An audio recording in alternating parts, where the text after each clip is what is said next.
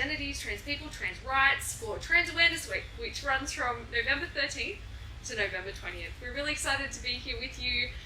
In our last episode, we gave you a bit of a 101 about what it means to be transgender. We broke down the differences between sex, gender identity and gender expression, so definitely go back and watch that if you haven't already. And today we're talking about myths and attitudes towards the trans community and breaking these down a bit, talking about our experiences and just generally having a good old chat. So to start off with, why is it important to think about the myths and the negative attitudes that the trans community faces? Why is this conversation important to have, do we reckon? Well, we need to talk about it because we don't all fit, people don't always fit a specific stereotype no matter what. The idea of a stereotype is everyone's like that. And obviously, as we've learned, not everybody's the same. Yeah, 100%. Yeah, and not even just like trans people. There's a stereotype for literally anything and everything. And like Danny said, not all people fit in the same box. Like, there's different boxes for different people. Some people aren't in a box at all. So it's just like having these discussions helps you recognize that, and having those discussions also helps you learn potentially new things about yourselves, or maybe people in your lives that you've had interactions with, and things will be like, oh, they said this one, so that kind of clicks. So yeah, it just all around, it's good to have those conversations for those reasons. Yeah, I'm just going to echo again. We love a good echo. Yes. So good. But, Echo chamber, no. but everyone is different. Not everyone's the same. I don't think I've met anyone that's the same.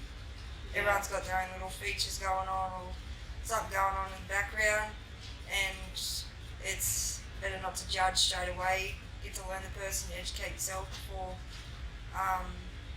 go judging people, I guess. And yeah, just take the time to know that person, and yeah. Totally. Echo all of it for sure. And also, trans people face disproportionate levels of violence, aggression, assault, bullying, harassment, discrimination, health problems, mental health problems, suicide attempts and self-harm. A reminder to anyone watching today, if you need to reach out to somebody, make sure you call Lifeline on 131114 anytime, or there's also LGBT switchboard, Q Life on 1800-184527. And the easiest thing that we can do to support our trans community is simply to wear the rainbow, whether it's a badge, a lanyard, a little brooch, nice and easy to do. Easiest way you can actually do it, because then you don't have to have a conversation. It's just right there. They know that you're an ally. They will immediately feel more safe and supported in any situation, whether it's going to the shops or in a more formal work situation. So let's start with a little bit of an intro and our pronouns. Yeah, so my name's Danica, and I use she, her pronouns. My name's Taylor, and I use she, her pronouns. I'm Catherine, I'm non-binary, and I use they, them pronouns. I'm Captain France of the Oceanic Scurvy Ocean. Danny France, he, him, and I like a good humour. Absolutely good humour. Yes, the humour. The humour. Humour is great.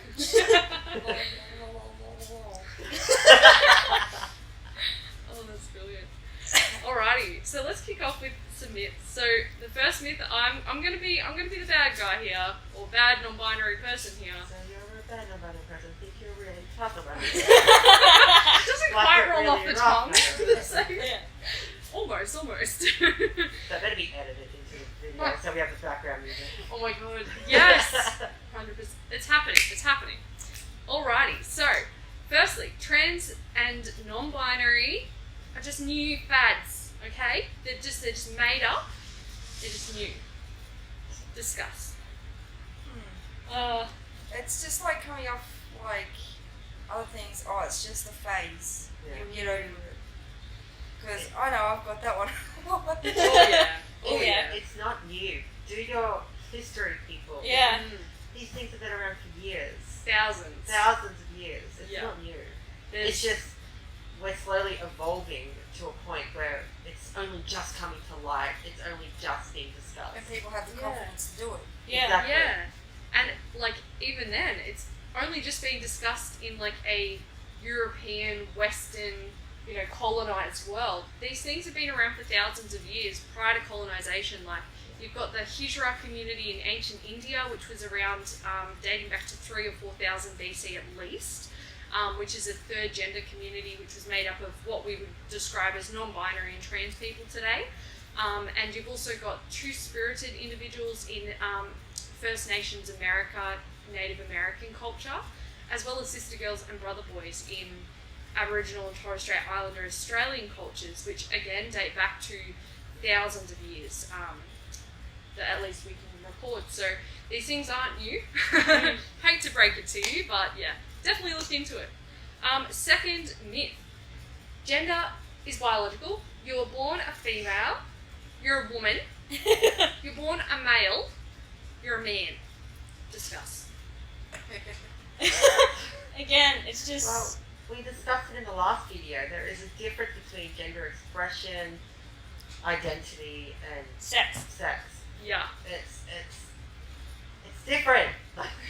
Shut your face. Whoa, Danny. Whoa.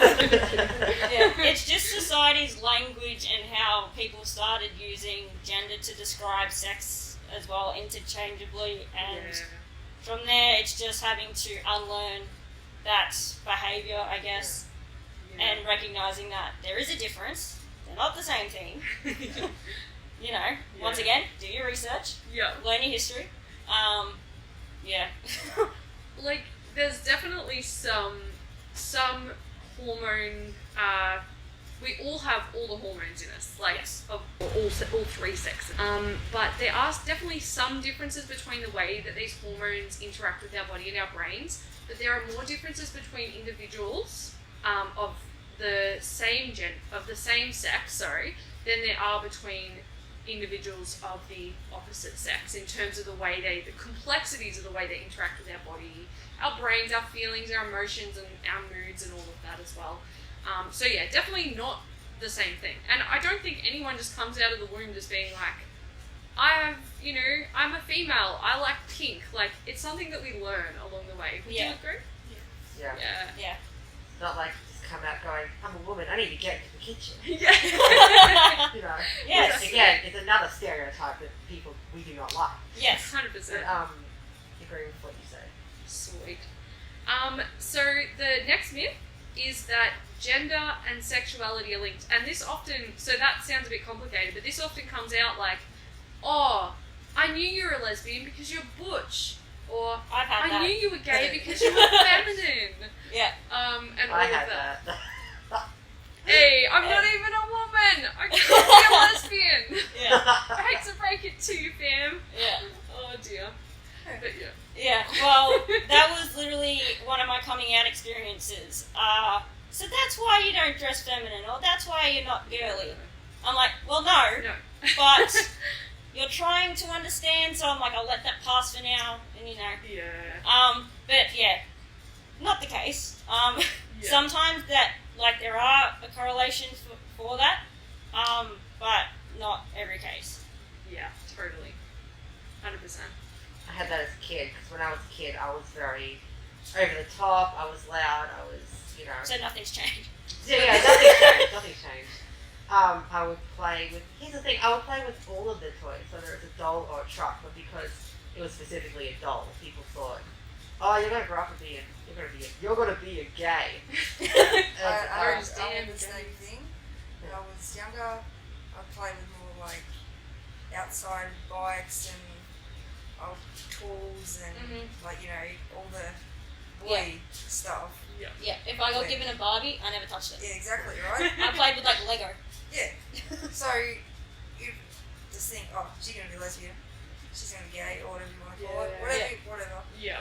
And I'm just like, well, here I am. 100%. Yeah. It's so important to know. But it's a stereotype. Yeah, it's Yeah. a stereotype, exactly. There are so many people who have different sexualities who don't fit into those boxes. There's that whole term of like lipstick lesbian, which is there to describe what And it's because people thought that being butch was the norm for lesbians, that they have to have their own name. But a lot of lesbians do identify very feminine and don't feel butch or masculine at all. And lots of gay guys feel very masculine and they don't feel very feminine at all. I myself definitely have had a lot of different experiences with that, particularly like I mentioned when my family was like, oh, we knew that you're more into girls and more into, you know, others. And I'm like, but how? Because my gender and my sexuality aren't the same thing. They exist quite differently, so really important to I know had the that. same thing when I came out. Oh, we already knew. Yeah, I've gotten that a lot. They're like, yeah, I can see that. I was like, yeah, I figured that. I'm like, Yeah. okay, cool. It's like, but when you ask them, like, why, I think a lot of them, the time, it's because they are looking at your gender Yeah. and assuming your your expression. sexuality from that, instead of, like, actually things like, oh, because you seem to be really interested in girls. Like, that would make more sense. Yeah. Yep, for sure. Alrighty. So, the next thing. It's just a phase, as well as, and we're going to talk on the flip side of that, that gender is this fixed thing that you have to have known from birth and it never changes. So we're going to talk about those two ideas. Let's start off with it's just a phase. I hate that. I hate the saying. So do I. Yeah. Yes. It's like, even the wording, it's just a phase. Maybe it's just exploring. Yeah. Just the wording, like, you know, just So what if what? it's a phase? So what? Still It's an like- important one. Just the same as like passing. Yes. It's Ugh. I don't like the word. I hate that It's word, like, I hate that I'll word. go get the spew bucket. Yeah. like people have said to me, is it a phase? And I'm like, Yeah. no. If you know me, get to know me, Yeah. Exactly. Yeah, exactly. and it's just get to know the person, and they will tell you if you're very nice. Yeah. Yeah. And I've definitely Trustworthy. gotten the it's a phase a lot because I identify as bisexual, so it's like, when are you going to pick, Oh. Like- Oh. you know, No. Pick a side, Danica. Yeah. which, I don't know. I'm like, why would you pick? Like, become a stars. Exactly. Like, oh, 100%, exactly. It's just the idea of it, it's just a phase. It's like, number one, it might not be, so Yeah. calm down. if it is, Calm cool. down. If it is, okay, whatever. If it's not, okay, cool, whatever. Whatever. It's like you wouldn't say to somebody who's hetero, they say, oh, like for example, if I was a woman and I was like, oh, I think I'm into dudes, you wouldn't be like, oh, it might just be a phase. It's like honey. It's like, honey, it's like you might be gay one day. So, you know, let's just keep that in mind. It's like, so what? It's like, this is who you feel now. yeah. This is Yeah. how you're expressing now, and that deserves respect. And the only thing you're going to get from treating people negatively because you feel like they're just going through a phase is you're going to make them feel alienated, disrespected, you're going to make them feel isolated, and you're probably going to contribute to really negative mental health in Yeah. those people. And what's the flip question? What was the other question? So on the flip side of that, this idea that it's a fixed thing from birth, because a lot Yeah, of no. because the community, in response to the whole "it's just a phase" argument, I think has sort of gone the opposite way because that argument makes people so annoyed. A lot of the time they'll be like, "No, this is how you're born." So they've gone for that argument of like, "No, it's something that you have from birth." But at least in the experience of myself and people that I know, I've had people who have actually not been that way since birth. But it has changed throughout their lifetime, whether it's because of hormones, life stages, growth, or like whatever it is that they've gone through. There's even documented cases of people having strokes and waking up feeling the opposite gender because it changes their neurology and it changes their brain. When they put trans people, trans women specifically, under an MRI machine, they found that the trans women's brains were more aligned with female brains than even most of the female brained people. Which is just like mind blowing, right? Mind blowing. So there's absolutely definitely people who are just born with the different brain. It just doesn't match up with their body. Interestingly enough. I wonder if it's the same for trans men. I don't know whether they've done that study yet. Yeah, interesting. Yeah. Probably similar. Probably. But yeah, so this idea that it's like this fixed thing from birth can put a lot of pressure on people to know who they are. Like you have to be one thing in your lifetime. Yeah. Yeah. Yeah. Can definitely resonate with that one. I went on a bit of a solo monologue there. Sorry, folks. Alrighty, I'll handball this one over to you. So, the next one. Only trans people change their sex. Discuss. Not necessarily. Not necessarily. Depends on the person. Again. Some trans people prefer not to get bottom surgery, Yeah, so that's not- true. And also, cis people. Some people, cis people, will have sex-altering surgeries as well, or hormones and things like that. Is it one that comes off from the top of my mind is like breast augmentation. Like a lot of cis women will get breast augmentations either to make them larger or smaller, and that's technically changing your sex characteristics. And there's actually a problem right now with a lot of those problems. I don't know. Cut whatever you need, because I don't know what's true That's or not. okay. But Medicare, I don't know if it's Medicare, but people who pay for certain surgeries, like the government, there's this thing where for women who want a breast reduction, it's a vanity, so we might not. But for men who, sometimes men need breast reduction, it's, oh yeah, that's fine. So there's another problem, but Yeah. I don't think that relates to this, but that just popped into my mind. I think it definitely does. Like there is a lot of discrimination that Yeah. that women and female body people face. Like, you know, that woman might be not actually be a woman. They might be a trans man, and that reduction could be around that. It could also be about chronic pain, back issues, and lots of other things. Like if you've got fibromyalgia and you've got a lot of weight on your chest, that can cause immense pain. Yeah. And it can be very crippling as well. So that's another surgery that cis people get. Yeah, there's another one. Also, I've heard of, I don't know whether you've heard of it, but like older men sometimes get microdoses of testosterone to help them retain muscle mass as they age and like to feel a little bit more, you know, manly and masculine as well. So attitudes. Let's talk attitudes. So a couple that I've heard. In response to people when they're thinking about like trying to use the right pronouns for trans people, adapt their behaviour, adapt their language, there's often this sort of defensiveness that can come up, and I do understand it can be quite confronting. It can be a little bit hard to wrap your head around, and it can take a bit of time. But some of the ones that I've heard at least is that a lot of older people being sort of like, you know, this is the way I was brought up.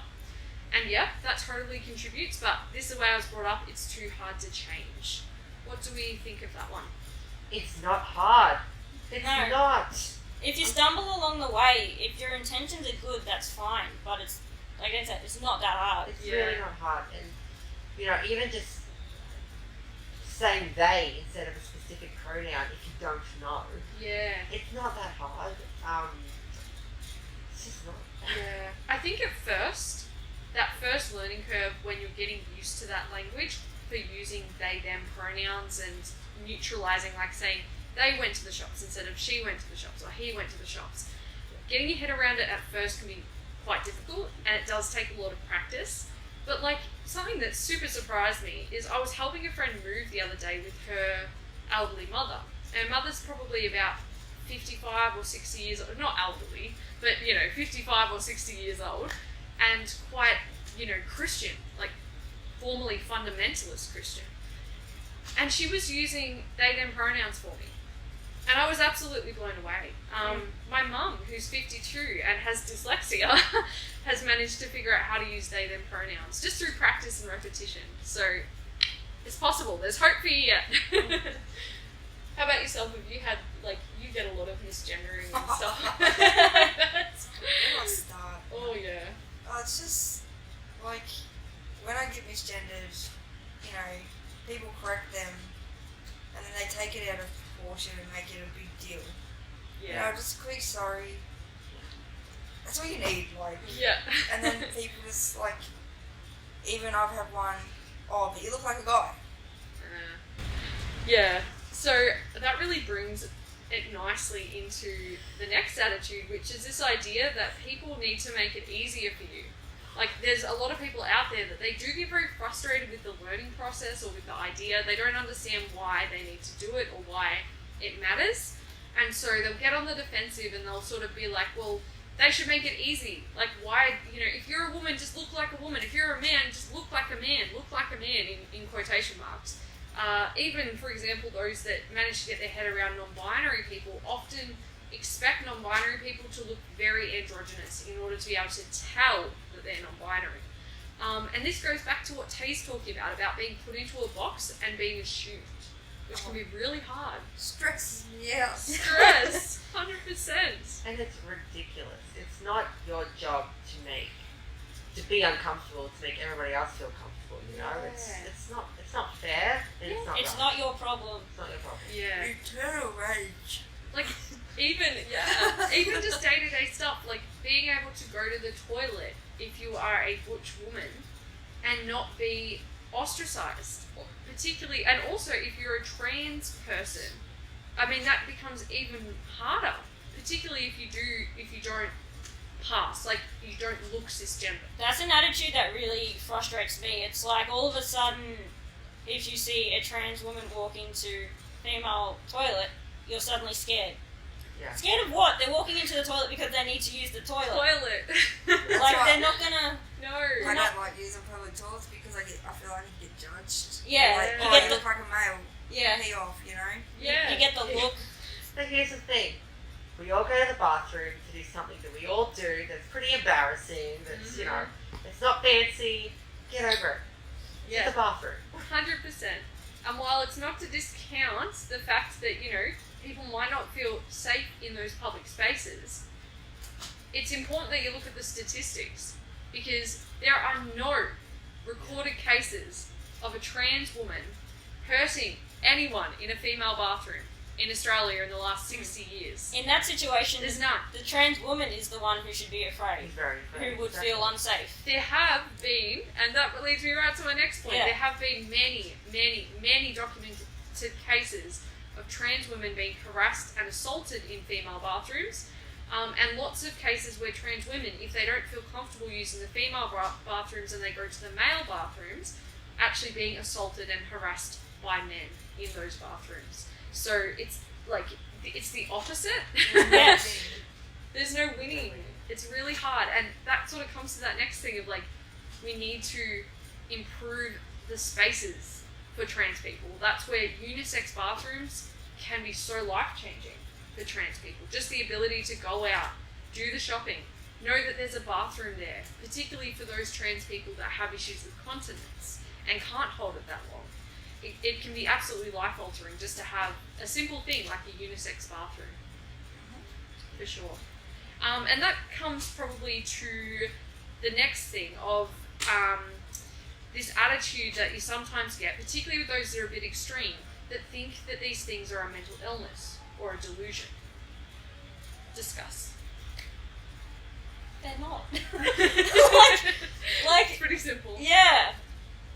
It's just all very straightforward to me, so it just... Yeah. Yeah. People need to educate themselves. Yeah, like, bring that bit of perspective. 1 in 4 Australians suffer from a mental health condition. Yeah. Whether you are trans, a part of the LGBTQ plus community, cisgendered, straight, 1 in 4 Australians. It's not limited to this specific group of people. Yeah. 100%. And even when it comes to that, I think to myself, if somebody is experiencing, like, it's not a mental illness, folks, but let's just humour it for a second. If somebody is experiencing a mental illness or a delusion, you don't treat them like rubbish. That's not going to make their mental illness or their delusion get any better. Realistically, the only thing that can come about from treating someone like rubbish because you think that they have a mental illness or delusion is you make it worse. So the best thing to do, even if you do think that way, is to be kind, to be nice. If it's not hurting anyone, like let's say someone had a delusion, but it wasn't actually hurting anyone, and it wasn't hurting themselves, and there's everyday changes and small regular risks that everyone takes, like there are surgeries and risks associated with surgeries, but if that's going to improve that person's quality of life and make them happy and make them live out a fulfilling life, and they're an adult that can decide these things for themselves, keep your opinions to yourself. Keep your opinions to yourself. It actually doesn't matter if it is a delusion or not. But it's not, for the record. Yes. Fantastic. So, the other thing, it's about feeling special. These special little lefty snowflakes that want attention. It's attention seeking. Okay, Discuss. here's the thing with that. The attention you get is all negative. Yeah. You get abused, you get bashed, you get emotional and physical abuse. Yeah. Why would you want that attention? It's Nobody- also an internal struggle. Like, why would you put yourself through that if you could choose it and want Yeah. attention for that? 100%. Same. It's not attention. Yeah. Yeah. Nobody would put themselves If through that. anything, a lot of the community try not to gain attention. Yeah. They do. They try to hide They it. try to hide it. They try to pass, so Oh, they're not that way detected. You know, Oh. by transphobes and people who might dislike them or hate them. Yeah. 100%. The other thing that sometimes happens is well-meaning allies who, they think, I support the community, but they seem quite negative when they might be mistaken as LGBT. Like going to rallies, they support the community, but they don't want to be mistaken as part of the community.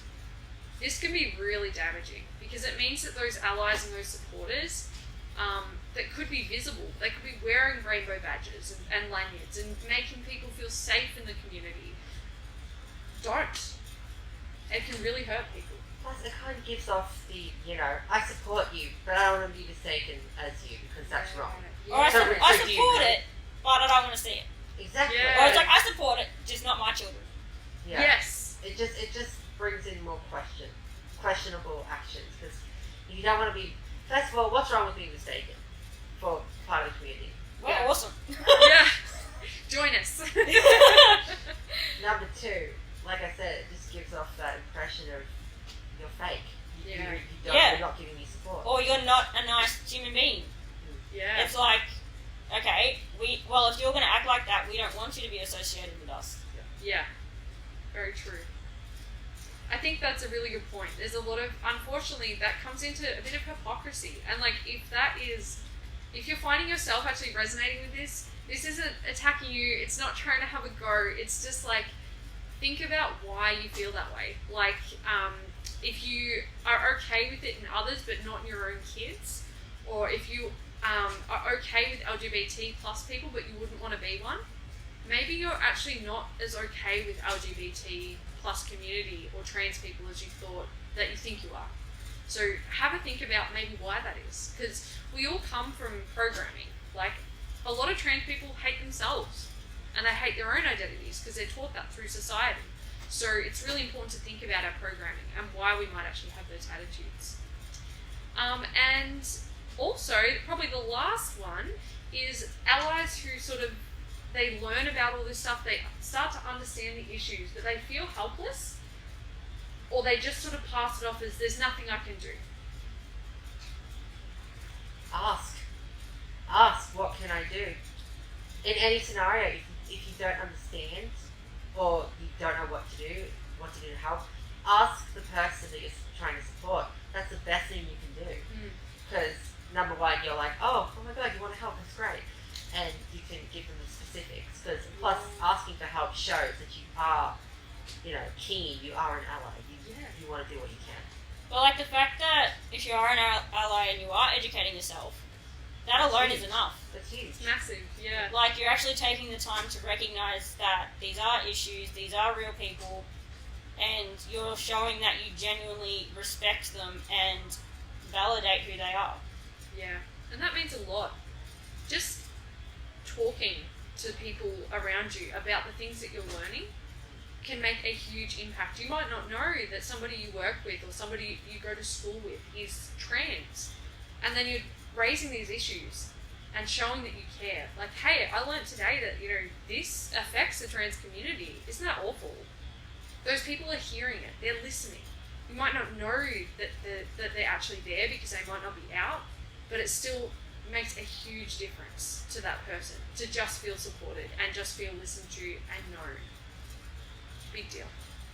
for sure. Yeah. And there's lots of little things you can do in everyday life, like we mentioned, just learning pronouns and getting your head around those, wearing a rainbow badge or lanyard or some sort of, pride, I stand with LGBT people. There's lots of different ones out there. Anything like that is just the simplest thing and the easiest thing that you can do. I think you can pick up those badges for like $2 online. So Yeah. it's pretty easy to do, for sure. How about yourself, Tay? Do you have anything to add around like what allies can do to support the community, little ways that they can get around it? It's covered as well. Lol. Yeah, so just, wear these things. Yes. Even though I'm already part of the community, but I love it. I Yes. just love rainbows. Yeah. Um, Well, that alone, who doesn't love a rainbow? Right? They're cute. Yeah. And also, I think, as you mentioned before, just not assuming. oh, That's yeah. a really easy one that you That can do. annoys me. It's just people just like, oh, you're a guy, you must be a guy. Or you look like a guy, you look like a girl, you must be one. Annoying. Very annoying. I can definitely vibe with that. So, today we've talked all about the different attitudes and myths that sometimes exist towards the trans community and broken them down a little bit, had a good old rant, always love the rants.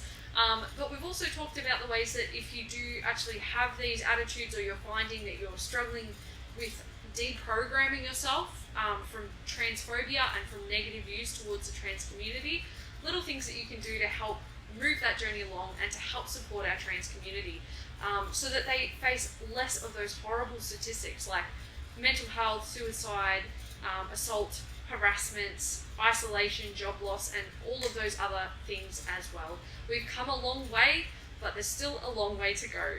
So yeah, so basically we are going to be back talking about non-binary people, as well as we're going to put a microscope on pronouns and language usage.